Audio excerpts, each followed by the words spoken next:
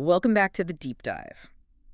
When most people decide they want to get better at poker, really improve their skills, where do they usually start? Well, they almost always jump straight into the super technical stuff, right? Exactly. Studying GTO, analyzing these complex hand ranges, trying to memorize pot odds charts. They focus on, the math and the cards.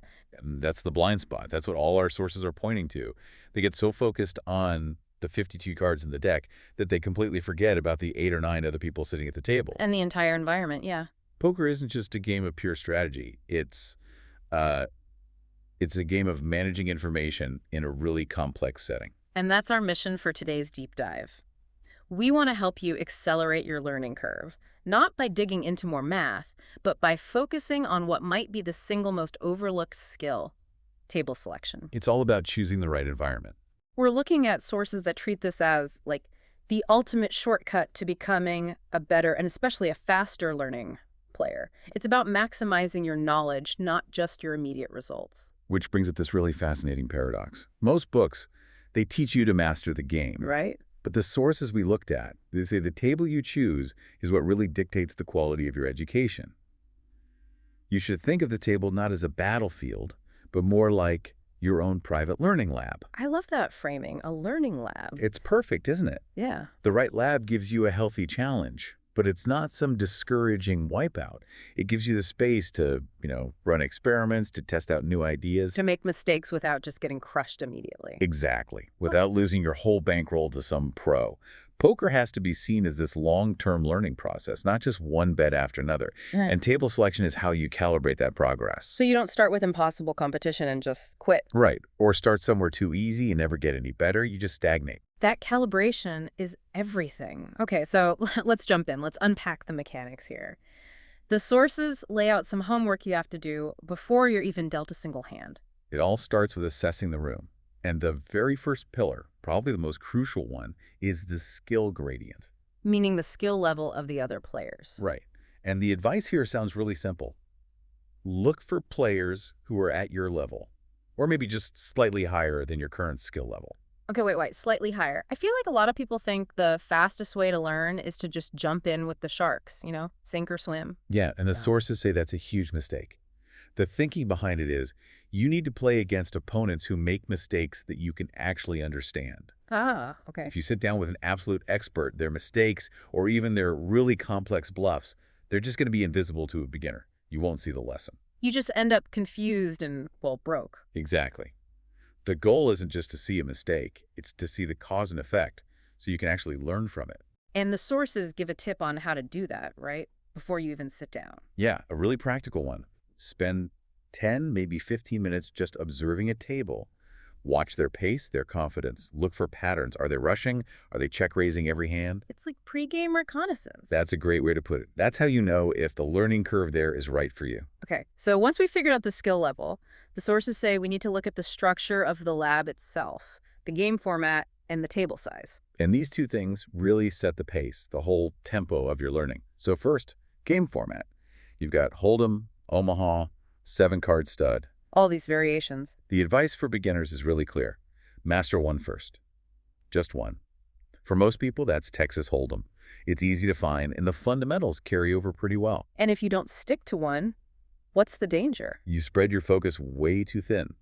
You end up being a jack of all trades and a master of none, which just completely undermines the goal of learning quickly. That makes total sense. So next up is table size. You say this controls the tempo. This is so critical. For a beginner, a full ring table that's 9 or 10 players is the ideal classroom. Because it's slower. It's slower paced, it's more relaxed, and that pace gives you what you need most: time. Time to observe, to think through a hand, and to actually apply what you've been studying. It develops patience. I know a lot of beginners, though, they think faster is better. They want to jump right into those 6-player tables. And that's a classic pitfall. Those shorthanded tables are intense, they're way faster, they demand quick decisions, a lot more aggression. Not for a beginner. Definitely not. They're for experienced players testing their speed. If you start there, you don't have time to reflect. You're just reacting, not learning. So start slow, master the basics, then speed up. Okay, and the final pillar before we even sit down, table atmosphere. This one feels a little less tangible, maybe? It might sound that way, But distraction is the enemy of concentration. It's absolutely essential. You need an atmosphere that helps you focus. So practically speaking, Well, if you're playing online and the chat is just a mess, you mute it. Simple. If you're live, you pick a seat away from the loudest conversations. anything to keep your mental energy on the strategy. Your cognitive bandwidth needs to be on the game, not on someone's bad beat story from 2 hours ago. You can't learn if you're annoyed or distracted. Okay, so we've done our homework. We picked the perfect table. Now what? Let's move into section 2.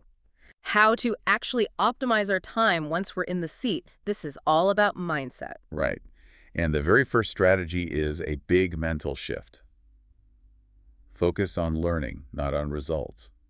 And that's tough, because the money's right there. It's hard to ignore, so we need to treat these early sessions almost like a study session. A pure study session. The goal is analyzing decisions, yours and theirs, not just stacking chips.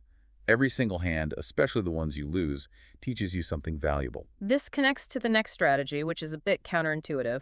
Avoid multitasking. Yes, especially playing multiple tables at once. If you're new, just stick to one table. Why is splitting your attention so bad for learning in poker? Because poker is a game of incomplete information. Your whole edge comes from picking up on tiny details, betting patterns, timing tells, body language in a live game. And you can't do that if you're clicking buttons on 3 other screens. You lose the lesson completely. Your fundamentals never get strong. And the lesson is also lost if you don't reflect on it afterwards. So strategy 3 is you have to review every session. This is non-negotiable. It's the cornerstone of building awareness. After you play, online or live, just take 15 minutes. Ask yourself 4 key questions. And they're not about how much you won or lost. No, not at all. It's Wow. What strategic moves went right? What did I misread about an opponent? What could I have done differently? And based on that, what's my goal for next time? That kind of strategic audit seems like it would build confidence pretty fast. And the last strategy is also pretty simple. Learn from other people. Yeah, find a community, talk to more experienced players. Discussing hands with them shows you how other minds approach the game, which just accelerates your own understanding so much faster. All right, so we're doing everything right. We've got the perfect table, the right mindset. Let's talk about the pitfalls in section 3. What are the classic mistakes that can derail all this progress? It almost always comes back to impatience, really. The first one is just ignoring that skill gradient we talked about. You play against people who are way too good, and you just get discouraged. And you don't learn anything. The other form of impatience is jumping to those faster, short-handed tables too soon. Exactly, you have to earn that. Gradual progress is what builds real, sustainable confidence. Move from a 9-seat to a 6-seat table only when you've truly mastered the slower game. And the other big ones are ignoring that atmosphere we talked about, or, and this is the big one, focusing only on the money. Right. If your only metric is how much you won or lost, you miss all the strategic progress you're making. The learning is the real goal. The good results are just a byproduct of that. So let's ground this with a couple of practical examples from the sources. Okay, so first example. Let's say your big weakness is pre-flop strategy. You're not sure which hands to play. A really common problem. Very common. So you should choose a beginner-friendly, full-ring Texas Hold'em table. The slow pace is perfect because it gives you tons of time to analyze those pre-flop and post-flop decisions from many different players. You get to see it over and over again. That repetition drills the fundamentals without the pressure of a fast game. And the second example is about how to scale up. So once you're good with pre-flop and you want to practice reading opponents, Now you strategically find a table where the players are just slightly better than you. that's that sweet spot again. It is.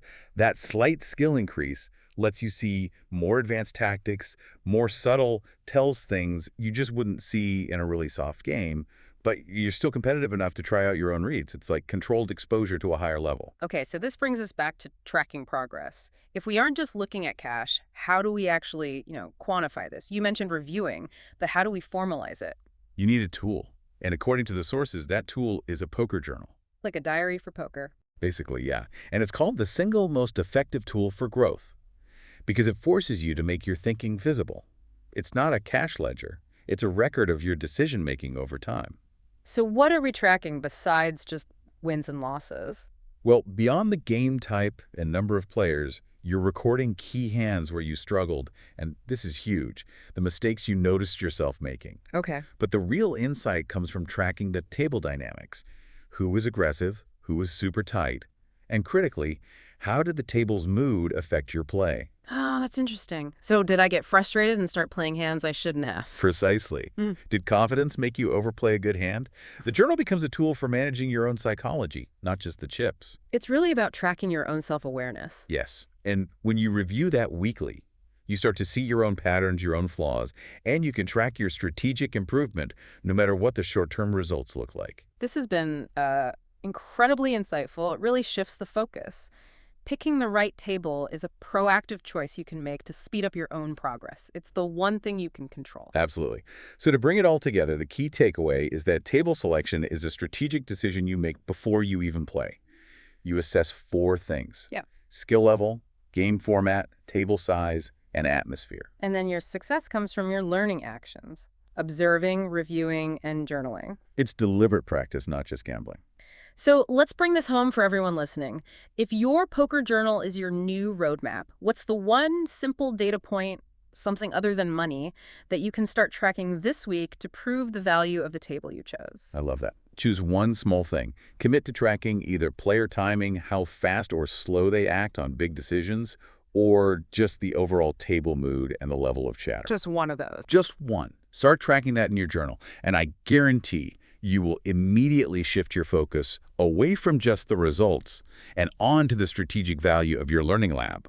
Challenge yourself to focus on the strategy, not just the chips. Excellent advice for putting this into practice right away. Thanks for diving deep with us today. My pleasure. We'll catch you next time.